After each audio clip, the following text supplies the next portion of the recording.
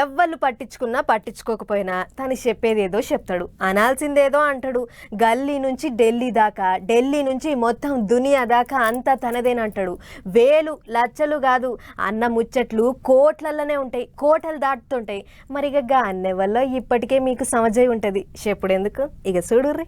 Obama ఏ విధంగా Hillary Clinton secretary of state చేశారో చంద్రబాబు నాయుడు గారు జగన్మోహన్ రెడ్డి గారిని పిలిచి, అలాగే ఈ గ్లోబల్ పీస్ ఎకనామిక్ సమిట్ కి మా ఖర్చులతో లాస్ ఏంజలస్ వచ్చి భలే ఉన్నాయి పాలన్న ముచ్చట్లు. సీఎం సారును ఎగస్ పార్టీ లీడర్ను చేతుల చేసుకొని ఎమ్మటి రమ్మంటున్నాడు.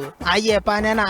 చూడండి, రేవంత్ రెడ్డి గారు ఈ రోజు వచ్చారు. తిరిగి 10 రోజులు విదేశాలు వెళ్ళి ఖాళీ చేతులతో తిరిగి వచ్చారు. గదేందన్న ఓ దిక్కు సర్కారు వాళ్ళు 30,000 కోట్లు పెట్టుబడులు తీసుకొచ్చినావని చెప్తుంటే నువ్వేమో ఉత్త చేతులు అంటావు.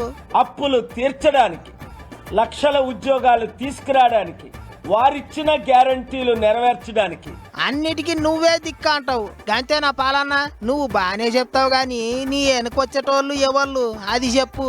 పొలిటికల్ గా నేను అధికారంలోకి వచ్చి ఉంటే 13 లక్షల కోట్లు అప్పు తీర్చే ప్లాన్ నా దగ్గర ఉంది.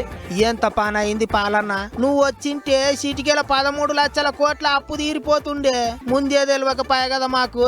100 కంపెనీలు తీసుకొచ్చి 1000 ఉద్యోగాలు ఇస్తే 1,00,000 ఉద్యోగాలు. 100 కంపెనీలు తెచ్చి 1000 ఉద్యోగాలు 1,00,000 ఉద్యోగాల.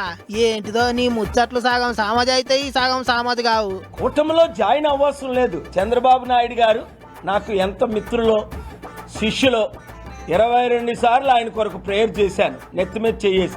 అంటే సారు మీద నీ దీవెనార్థులు గట్టిగానే ఉన్నాయి అంటావు. ఎంతైనా పాలననే.